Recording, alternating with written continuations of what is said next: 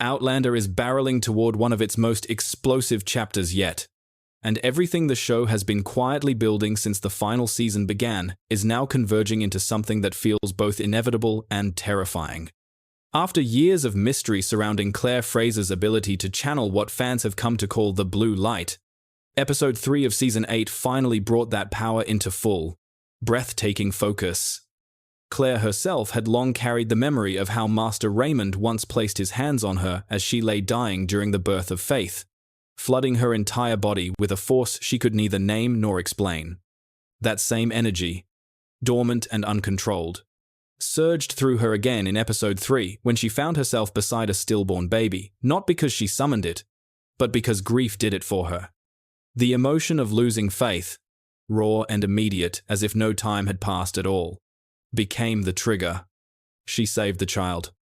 And in doing so, she revealed something about this power that should terrify everyone who loves Jamie Fraser. Claire cannot control it. It rises when it wants to, on its own schedule, answering only to the depths of her pain. What makes this especially gripping is the shadow Frank Randall cast long before he left this world. His history book stated plainly that Jamie Fraser died in the upcoming battle. Frank was not a cruel man by nature, and most who have watched this story unfold believe he was not lying to wound Claire and Jamie. He was simply recording what, in one version of history, actually happened. The complication, of course, is that Claire is no longer a ghost in the past. She is present. She is real. She changed things by choosing to stay. The question now is whether love and blue light can rewrite what was already written in ink.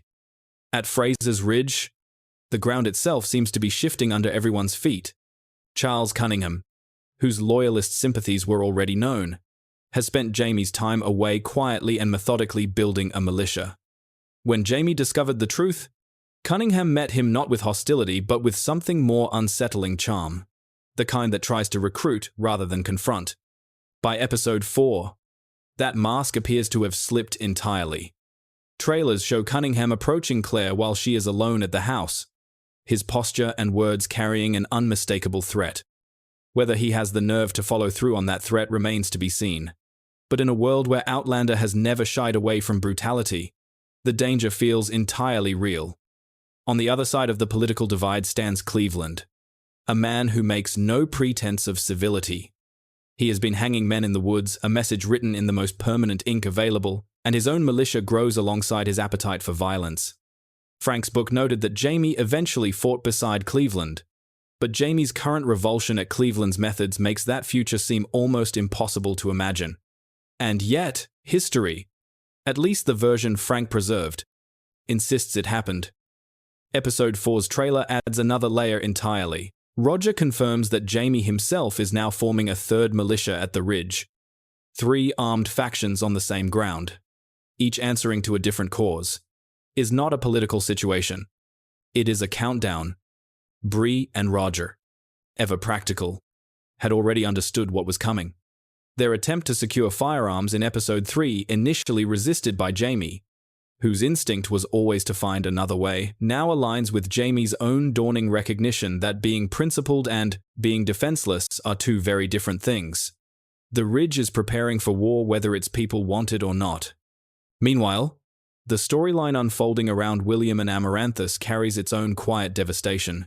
William arrived in her life, convinced of his duty to protect Benjamin's widow and suspicious of nearly everything she said or did not say.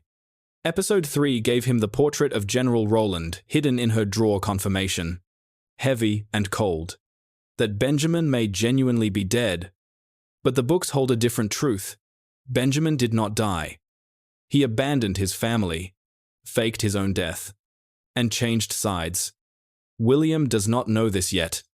He is still somewhere between grief for a half-brother he barely understood and a growing, disorienting feeling for a woman he came to guard and now cannot stop thinking about. Amaranthus kissed him in Episode 3. He looked confused in the way people look confused when they already know the answer and are not ready to say it out loud. His history with Rachel and Jane taught him what heartbreak costs.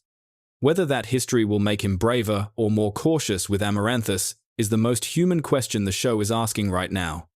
Episode 4. titled Muskets, Liberty, and Sauerkraut, lands at the precise moment when every thread the show has been pulling since the final season opened is taut enough to snap. A battle is no longer a rumor or a fear, it is a scheduled appointment that everyone at the Ridge is now dressing for in their own way.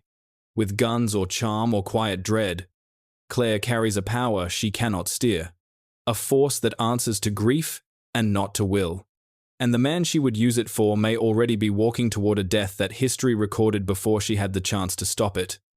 Jamie is building a militia with his jaw set and his heart split between protecting his people and becoming the very thing he has always despised. William is somewhere between mourning a brother and falling for a woman whose story is far from over. And Amaranthus herself stands at the center of a secret that, when it finally breaks open, will change the shape of everything around her. This is not Outlander spinning its wheels in a final season. This is Outlander cashing in every debt the story ever owed and doing it all at once. What do you think is going to happen in episode 4?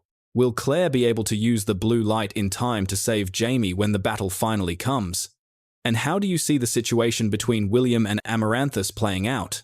Drop your thoughts in the comments below, and if you are watching this story unfold as obsessively as we are, make sure you like this video, subscribe so you never miss an update, and share it with every Outlander fan you know.